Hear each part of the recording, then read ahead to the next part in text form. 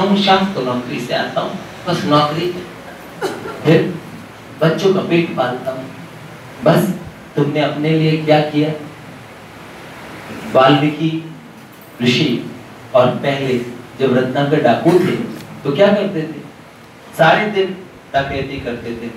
नारद जी ने पूछा, जो तुमने जो पाप मोल लिया वो घर वालों नहीं, तो मेरा फर्ज है, ठीक है, उनका भी तो कुछ फर्ज है, तुम्हारे पाप में शेयर करेंगे। घर वालों ने कहा, पाप में क्यों शेयर करेंगे? आप बच्चों ने कहा, अल्टीमेटली आप पापा हो, पापा का काम होता है कमा के लाना। बोले बाप रे, मतलब जो पाप हो मेरा अपना है? हाँ वो तुम्हारा अपना है, मतलब मुझे अकेले भोग रहा? हाँ अकेले भोगना है भाई, संसार में कोई किसी का नहीं है? आराम के साथी क्या क्या थे, जब वक्त पड़ा तब कोई नहीं, सब दोस्त है अपने, मतलब के दुनिया में तुम्हारा कोई नहीं। ये भाई बंधु लोग सभी जो दिखत हैं तुमको अपने, ये भाई बंधु लोग सभी जो दिखत हैं तुमको अपने, इस जीवन में श्री राम सिवा आखिर में तुम्हारा कोई नहीं, इस जीवन में श्री राम सिवा आखिर में तुम्हारा कोई नहीं।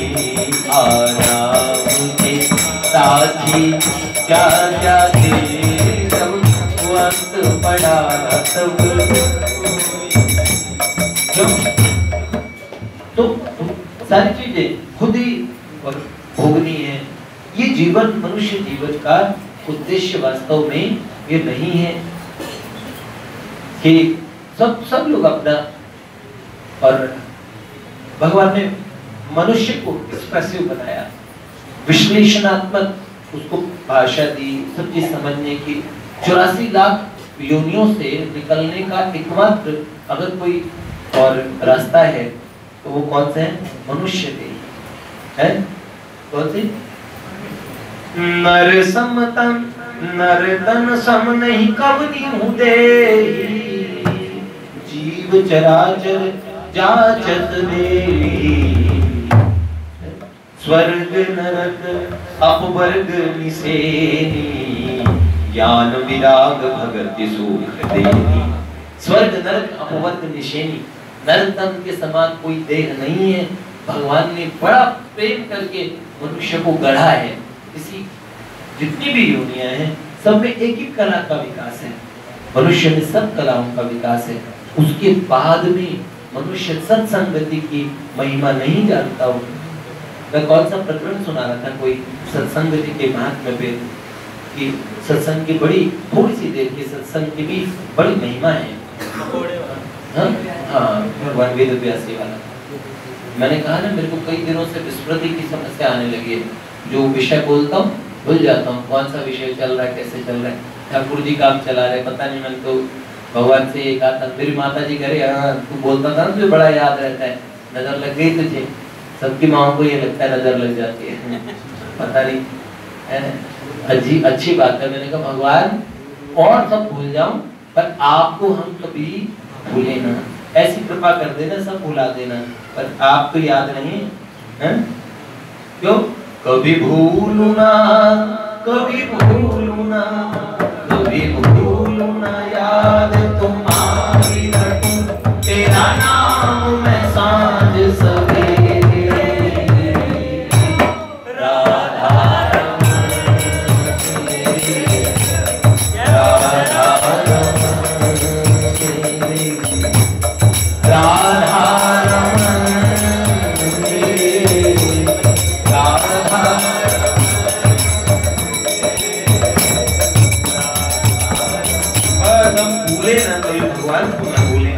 भैया वेद व्यास ने सोचा कीड़े में कुछ तो होगा, कुछ तो सोचता होगा।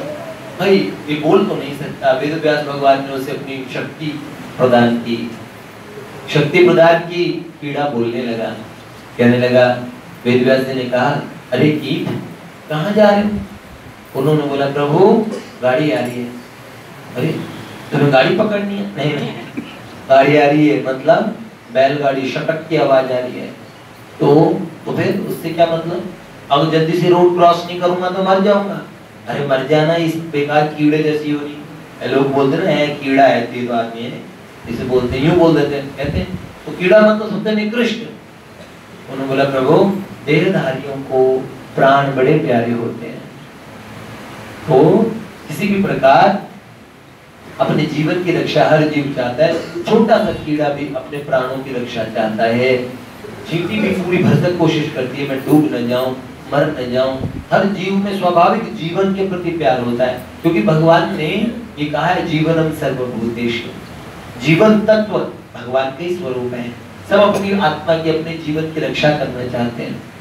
कीड़े को वेद व्यास जी ने कहा, अच्छा कोई बात नहीं, मैं तुम्हें और तुम मर जाओ, और अब तुम शीघ्र अतिशीघ्र और जल्दी से कुछ योनियां जन्म मरण की प्राप्त करोगे, मनुष्य बन जाओगे। आप जानते हैं वेदव्यास भगवान ने उस कीड़े को ऐसी शक्ति प्रदान की, थोड़ी सी देर के सत्संग से उस कीड़े का मनुष्य जन्म हुआ। और भगवान वेदव्यास के पास थोड़ी देर रुकने से, थोड़ी देर उनसे बातचीत करने का असर क्या हुआ कि कीड़ा अगले जन्म में कौन बना? ऋषि बना। कौन से ऋषि? मैत्रेय ऋषि, जिनका भागवत जी में विदुर जी से संवाद होता है। इतनी ऊंची बात। एक बात बताएं, महापुरुष संत, उनको भी ये कहा जाता है संसार ऐसा फंसाने वाला है। सौबरी ऋषि इतने विरक्ति से जीवन जीते थे, अचानक दिमाग फिरा, 50 कन्याओं से ब्याह कर लिया। संसार की वाइब्रेशंस बड़ी, इसलिए महात्माओं को एक संविधान बताया, ऐसे रहना। बहता पानी निर्मला, रुके सो गंदा होए। बहता पानी निर्मल रहता है, और जोगी तो रमता भला, दाग न लागे कोई।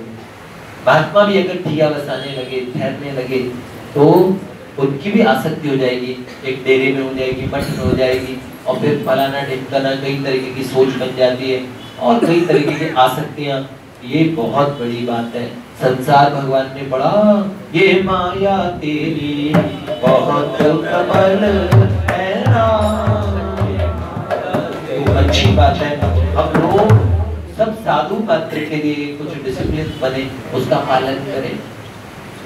इसलिए महात्माओं में जैसे भगवान वेदव्यास और की असीम कृपा से संत के थोड़ी से देर का सानिध्य, और एक घड़ी आधी घड़ी आधी में पुनियाद, तुलसी संगत साध की हरे कोटि अपराध। देखो ये उनके सानिध्य ने, जड़ भरत जी इतने उच्च उच्च कोटि के महात्मा, थोड़ी सी देर का संसर्ग हुआ हिरण का, उस हिरण के बच्चे में आसक्ति हो गया। आसक्ति भी इतनी हुई।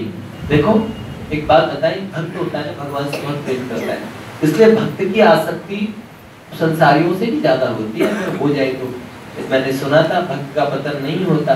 भगवत गीता में भगवान का वचन, भगवान के प्रॉमिस कभी खराब नहीं जाते। भगवान कहते हैं ज्ञानी बनते हो ना, ज्यादा इंटेलिजेंट बनते हो। ज्ञानी भगवान राम जी ने कहा, मोरे प्रोढ़ तनय सम ज्ञानी, बालक सुख समदास अमानी। ज्ञानी मेरे बड़े बेटे हैं, और बच्चे भक्त है मेरे छोटे बच्चे हैं।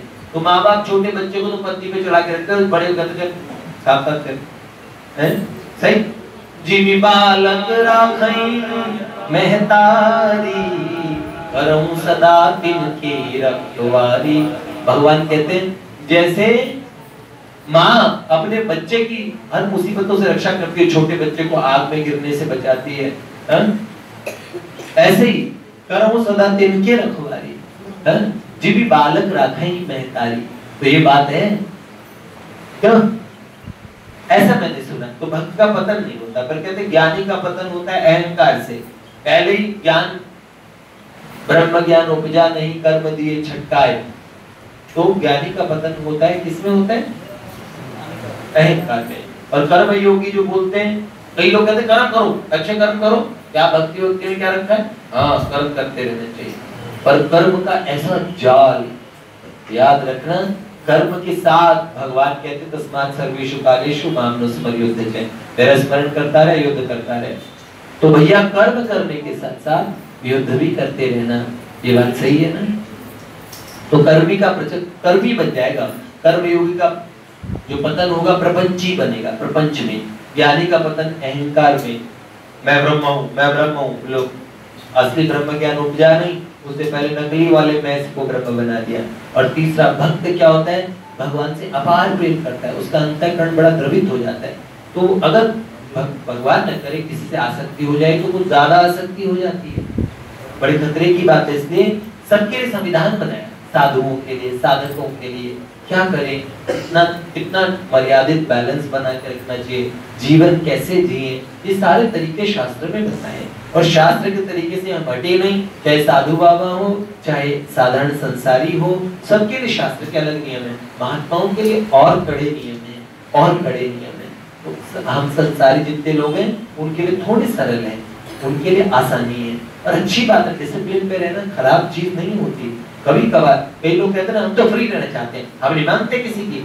याद रखना, फिर ऐसे चक्र में फंसोगे, माननी पड़ेगी किसी न किसी कोल्हू के बैल बन जाओगे कहीं ना कहीं, तब डंडे खाने पड़ेंगे। कितने भी बॉस क्यों ना हो, भगवान ने बना दिया अपने घर में कुत्ता। अब बोलो, बचपन से ही पप्पी बन के रहे उनके घर में, अब वो जो दूध पिला रहे हैं वो पीना पड़ रहा है, वो जो जूठा खिला रहे हैं खाना पड़ रहा है, उनके लिए हमेशा भौं करना पड़ रहा है, दुख हिलानी पड़ रही है। जो कहते थे ना हम किसी के आगे नहीं झुकते, उन्हें बात बात पे झुकना पड़ता है। भगवान की बहुत पूछा था ना अकबर ने बीरबल से, खुदा करता क्या है और रहता कहाँ है, तो उसमें क्या करता है, काजी को पाजी बनाता और पाजी को काजी। ये बात भगवान का सामर्थ्य है, तो ऐसे सोचना नहीं चाहिए। तो नियम बनाए सबके लिए, डिसिप्लिन। जो ये कहते हैं हम फ्री, हम मुक्त हैं, असल में ये बात ऐसा है जिसमें कुछ चीजों से बंध जाना अच्छा होता है, कुछ नियमों से बंधना, कुछ चीजों से बंधना, कुछ अच्छी व्यक्तित्व हमारे जीवन में होते हैं, उनसे बंध जाना अच्छा होता है। हम कहते हैं हम अपने माता पिता से मुक्त हो गए, बस ऐसा सोचते हैं, यह हमारी गलत सोच है। जब तक मातृ ऋण पितृ ऋण रहेगा तब तक मुक्ति नहीं है, ऋषि ऋण रहेगा मुक्ति नहीं है, देव ऋण रहेगा मुक्ति नहीं है। समस्त ऋणों से पूर्ण होके और हम भगवान के चरण कमलों की सम्यक प्राप्ति कर सकते हैं। तो कभी कभार बंधना भी अच्छा है, मुक्ति के लिए भी बंधना पड़ता है।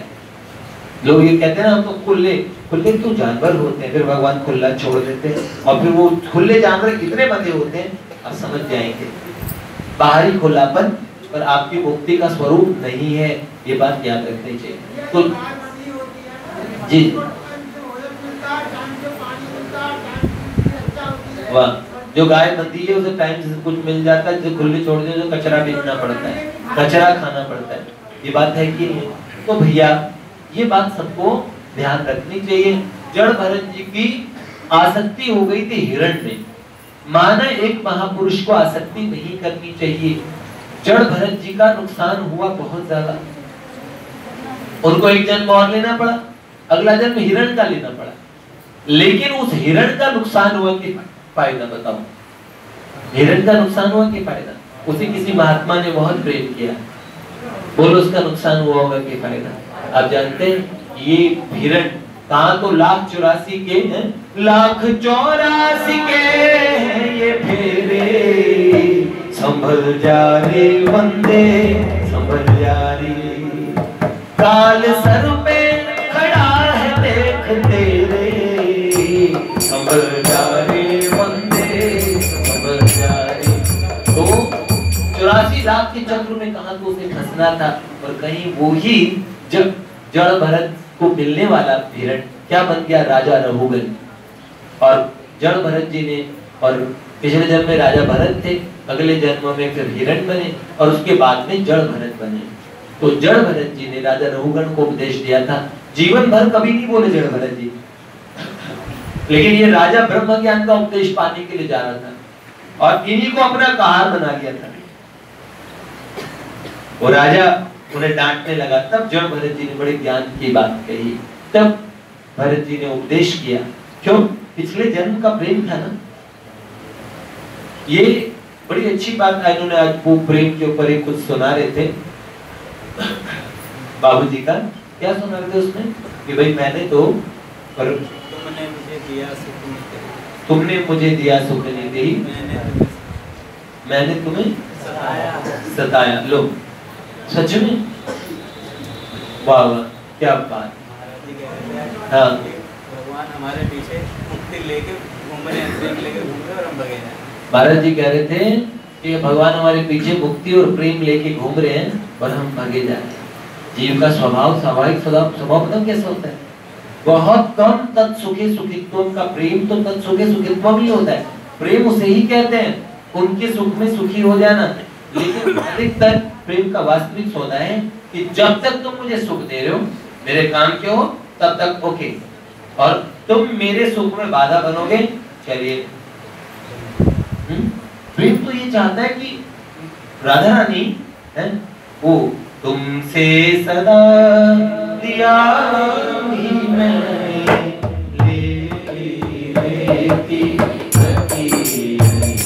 बाबूजी के पदों में बड़े सुंदर राधा रानी की जो भाव स्थिति है, सदा सोचती रहती हूँ मैं, क्या तुमको जीवन, ये तो सच्ची बात है। जो धन देना तूने जाती तो नहीं होगा मेरा धन, क्यों भैया ये बात है। लेकिन दुर्भाग्यवश हम वो प्रेम सोचते हैं कहीं ना कहीं कोई न कोई तो संसार में ऐसा होगा जो हमें ऐसा प्रेम दे दे। हमारी खोज गलत जगह है शायद। आप मुझे बताइए शादरा किधर को मिलेगा, किस टाइप का शादरा है? दिशा बताओ शादरा की। इधर शादरा कहाँ है? इधर है सीमापुरी शादरा, ऐसे जाके ऐसे है, सही बता रहा हूँ है? अच्छा, और आप कहीं कितने देर में शादरा पहुंच जाते हैं? और पैदल चले तो? अच्छा, और बाइक से कितनी देर में पहुंच जाएंगे? बाइक से 10 मिनट में, 20 मिनट में। अच्छा, 20 मिनट बाइक चलाएं आप एकदम स्पीड से और इधर चलाएं तो किधर पहुंचेंगे? मुराद नगर। अरे ना मुराद, इधर मुराद नगर है, शादरा इधर है, इधर हम किधर ढूंढ रहे हैं? उधर है। तो कई लोग कहते हैं हमने जीवन में बहुत, हर आदमी स्वभाव से साधन करने वाला है। कैसे? पैसों के पीछे लोगों को देखो कैसे लगे रहते, कितनी साधन करना पड़ता है, और उद्देश्य क्या? और पैसा किस लिए, क्यों बताओ? पैसे में मजा है? आप बोलो 500 का नोट मैं तुम्हें पुराना वाला दे दूं, ले लो, खुश हो जाओ, पूरा बंडल के बंडल आगे हवा फंसवाओगे क्या भैया? जेल कर देंगे, 500 चलेंगे क्या? नहीं। मतलब पैसा, पैसे में वो मजा नहीं है। पैसे की कीमत है, उसके बदले कुछ मिल सकता है, उसकी कुछ कीमत है। उससे क्या मिलेगा? सामान वगैरह। सामान तुम्हारे उद्देश्य नहीं, सामान जिससे सुख मिले। आप मुझे बताइए, पक्की बात, बचपन में सुख मिलता है कंचे खेल के, बुढ़ापे में आपको कंचे दे दूं, कंचे में सुख है क्या? है? इतने अब इनमें से इतनी माएं सब बचपन में गुड़िया के लिए रोती थी, अब इन्हें गुड़िया दे दो। माँ आप कुछ हो जाना है, माँ कह रहे बेटे पहले। और बच्चे देखो तो नकली वाला फोन वो ना जिसमें लगा के बात करते थे, तो उसमें मतलब उससे खुश हो जाते हैं। लेकिन अब नरसिंह प्रभु को दे दूं, वो पापा की तरफ से दोगे तो वो ना मुंह बनाएंगे, और तुम्हें वो छोटी वाली बाइक ला दूं, अच्छी वाली भी ला दूं, ओडी ला दूं इतनी बड़ी, ले लोगे? नहीं। अब बड़ा माल चाहिए, है? बोलो सही बात, पक्की बात ना? बचपन में मम्मी के लिए रोते थे कि अब मम्मी के लिए रोगे, अब बहू के लिए रोगे, अब बहू से रोगे, फिर बोर हो लायक बात है। सच्ची बात बताओ, पक्की बात, सब लोगों को समझ आए कि बहू कहते थे हम नहीं रोती इनसे ब्याह करके। नहीं, सही बात है। हाँ, प्रभु जी क्या कह रहे हैं? बोले हैं प्रभु जी, हमारे काका हाथ रखते हैं, हमारे घर वाले में दिन में 6 बार डांटते हैं। तो भैया समय समय पे हम गलत जगह सुख की खोज कर रहे हैं। अब किसी भी आइटम में सुख नहीं है, हमें वस्तुतः सुख से प्रयोजन है। और योग भूमा तत्सुखम, हमारे यहाँ कहते हैं सर्वे सुखे न संतु, सब सुखी हो जाएं। और सुखी कहाँ होंगे? मिलता है सच्चा सुख केवल भगवान तुम्हारे चरणों में। ये विनती है पल पल छिन छिन रहे ध्यान तुम्हारे चरणों में। मिलता है सच्चा सुख केवल भगवान तुम्हारे। तो ये सच्चा सुख और सच्चा प्रेम, मुझे लगता है यहाँ पे वास्तव में या तो कोई भगवान से बहुत अंतर हृदय से कोई जुड़े हुए कोई वास्तविक उच्च कोटि के संत हों जिन्हें ये प्रेम करना आता हो। नहीं तो मुझे तो लगता है ना हमारे पास है ना आपके पास है। हम लोग एक दूसरे में भी तलाशते हैं, फिर निराश होते हैं। आपको तो हमने ऐसा सोचा था, आप निकले तो नहीं। देखो गाने गाने से क्या होता है, बड़ी बड़ी ऊंची ऊंची बातें गानों में आती है। वो हाँ ये बता रहे एक गाने के अंदर कहा था कि खुशियां मुझे गम सारे नहीं, खुशियां तुझे गम सारे मुझको खुदा दे। पर उल्टा ये है कि नहीं है, खुशियां मुझे गम सारे। भगवान तुम्हारे घर में आग लग जाए, जो किसी का दिल टूट जाता है इतनी बुरी बुरी बद्दुआ देता है। कई लोग एसिड फेंकाते हैं तो तमाम काम करते हैं, ये वही लोग हैं। ये प्रेमी है, ये प्रेमी नहीं है। असल में जब तक अपना स्वार्थ सिद्ध प्रयोजन सिद्ध होता है तब तक का प्रेम है, वस्तुतः कोई किसी के लिए नहीं होता। अब मुझे बताइए, बहुत जो किसी को खबर मिले तुम्हारे पति देव नहीं रहे, उस समय उसे बहुत दुख होता है। लेकिन 10 या 12 साल बाद में अपने बेटे की शादी में बोलो अच्छी तरह से डांस वांस करते हैं, फिर पति को याद करते हैं, हाँ वो भी थे। आता कि नहीं आता? और किसी की पत्नी चली जाए, अव्वल तो कितने दुष्ट पति वर्तमान के हैं, वो तो खुश हो जाएंगे सच बता रहा हूँ। और कोई अच्छे कोई पति हो तो उन्हें दुख भी हो सकता है। लेकिन मैं बता रहा हूँ, संसार में हम संबंधों को नहीं रोते, संबंधों से जो हमें सुख मिलता है उसके अभाव में रोते हैं। सच्ची बात बता रहे हैं, पक्की बात। सारा जीवन सुख के इर्द घूमता है, सुख लेने की कोशिश करते रहे और हमें सुख पता नहीं है, एड्रेस नहीं पता। और वही एड्रेस हमें शास्त्रों से और संतों से पता लगता है। जीवन में जब पता लग जाए भगवान के चरण कमलों की प्राप्ति के बिना सच्चा सुख किसी को मिल ही नहीं सकता, ये बात जब समझ में आ जाएगी। आप बहुत यंग एज में इन बातों को सुनने लगे हैं, आपको एक दिन ये बातें मीनिंग सहित आपके सामने प्रकट हो जाएंगी। वरना तो हाँ भैया अच्छी बात करते हैं, हाँ मजा आता है, थोड़ा थोड़ा टाइम पास होता है, मूड फ्रेश होता है, कई लोग ऐसे सुनते हैं। क्रमशः कई लोगों को ये बात लगेगी, ये बात तो सच्ची थी, हमने आज से 10 साल पहले सुनी थी, ये बात सच्ची थी। वर्तमान में आप सुन के समझ जाएंगे। मैं इसे आवश्यक समझता भी नहीं और कोई उम्मीद करता भी नहीं, क्योंकि इसे मैं भी समझने के प्रयास में लगा हूं। क्योंकि मैं ये मानता हूं कि महापुरुषों की बातें ये सच्ची ही होगी, इनमें कोई दो राय है ही नहीं। मेरा खुद का ऐसा विश्वास है और मैंने क्रमशः इतने सालों में यही पाया कि इधर की साइड में जो खोज की वो क्षण भंगुर थी, छिन जाने वाली थी। और जो इस साइड में टाइम लगाया, मुझे कुछ ऐसा मिला जिससे मुझे लगा कि इस मार्ग में कभी किसी को धोखा नहीं हुआ होगा। अब धोखा आप कहीं और जाके किसी से सोच रहे कोई आप पे सिद्धि करेगा और कोई आपको चूरन दे देगा, आपको भवसागर तार देगा, एक राख के पुड़िया देगा और एक तंत्र जंतर बना के आपका सारा दुख मिटा देगा। अब आप ऐसी किसी जगह जा रहे हो तो आपको 20-20, 25-25 हजार रुपए भरने भी पड़ेंगे, समागम भी करने पड़ेंगे, फलाना जिमकाना कई जगह जा। वो उनकी गलती नहीं है, हमें सुख मिल रहा है उनके पास जाके, वो भी क्या कर रहे हैं, अपनी पूरी सर्विस दे रहे हैं आप लोगों को। आप लोगों को समागम अटेंड करा रहे हैं, फिर आपको बूंदी, चावल, राजमा, छोले वो भी खिलाते होंगे, सब चीज कुछ ना कुछ प्रसाद वगैरह तो खाना पड़ता है। गलती उनकी भी नहीं, गलती किसी की नहीं है। जिस जगह आप ढूंढने जा रहे हैं, अब आप जा रहे हैं अंडे खाने, उन्होंने अंडा खिलाया, उनकी गलती है, खाने आप जाते हैं। अरे भैया खुद आपकी तलाश है, सारी आपकी खोज है, आप ठगे जाएंगे क्योंकि आप सच में आप ठगाना चाहते हैं। ठीक है, ना तो ठगिए और ना ठगाइए, ठाकुर जी के चरणों में प्रीति बना के रखिए। महापुरुषों ने पर्याप्त बातें शास्त्रों में कह दी, शास्त्रों में श्रद्धा रखिए। जय जय श्री राम। 5 नवंबर का विचार है। भाई जी कह रहे वह नर पशु जीवन को व्यर्थ खोता है, पाप कमाता है, दुख और अशांति भोगता है, अंत में मनुष्य जन्म को नष्ट करके पाप का बोझा बांधे फिर जन्म मृत्यु के लंबे चक्कर में चला जाता है, जन्म मृत्यु के लंबे चक्कर में चला जाता है। ये सच्ची बात है। नर पशु कौन? जो इन बातों को नहीं समझते।